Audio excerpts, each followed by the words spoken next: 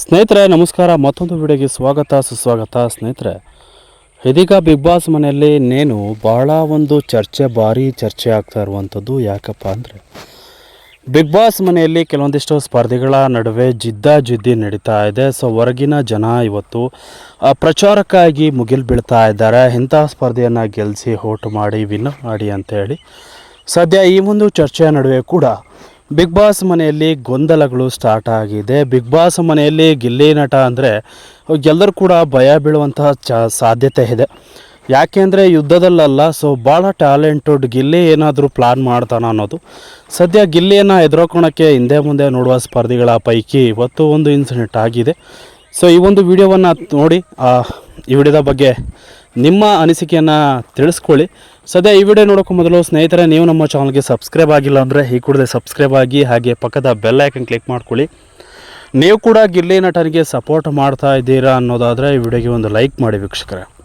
ಸ್ನೇಹಿತರೆ, big boss ಮನೆಯಲ್ಲಿ ಗಿಲ್ಲಿ ನಟ ಅಂದರೆ ಬಹಳ ಅಚ್ಚುಮೆಚ್ಚು ಕೂಡ ಹೌದು. ಕೆಲವೊಂದಿಷ್ಟು ಸ್ಪರ್ಧಿಗಳಿಗೆ ಭಯ ನಡುಕ ಉಂಟಾಗುವಂತೂ ಸಹಜವಾಗಿ ಬಿಗ್ ಬಾಸ್ ಮನೆಯಲ್ಲಿ ಸ್ಪರ್ಧಿಗಳಿಗೆ ಯಾರು ವಿನ್ ಆಗ್ತಾರೆ ಅನ್ನೋ ಒಂದು ಕಾನ್ಫಿಡೆಂಟ್ಗಿಂತ ನಾನು ಅನ್ನುವಂತಹ ಒಂದು ಹಂಬಲ ಕೂಡ ಎಲ್ಲರಲ್ಲೂ ಸಹಜವಾಗಿರುವಂಥದ್ದು.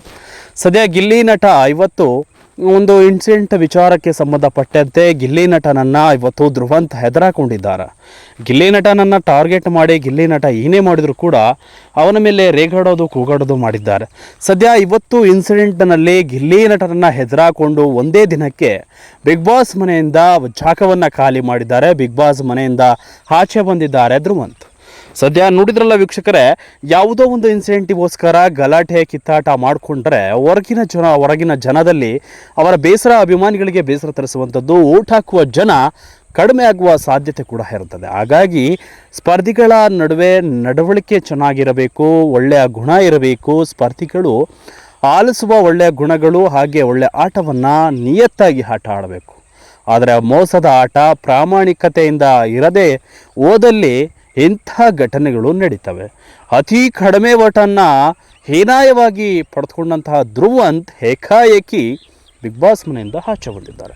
ಕಾರಣ ಇಷ್ಟೇ, ಬಿಗ್ ಬಾಸ್ ಇನ್ನೇನು ಕೇವಲ 2 ವಾರಗಳ ಅಷ್ಟೇ ಬಾಕಿ ಉಳಿದಿದೆ. ಇದಾದ ಬಳಿಕ ಫಿನಾಲೆ ಯಾರು ಅನ್ನೋದು ಅನೌನ್ಸ್ ಆಗುತ್ತೆ.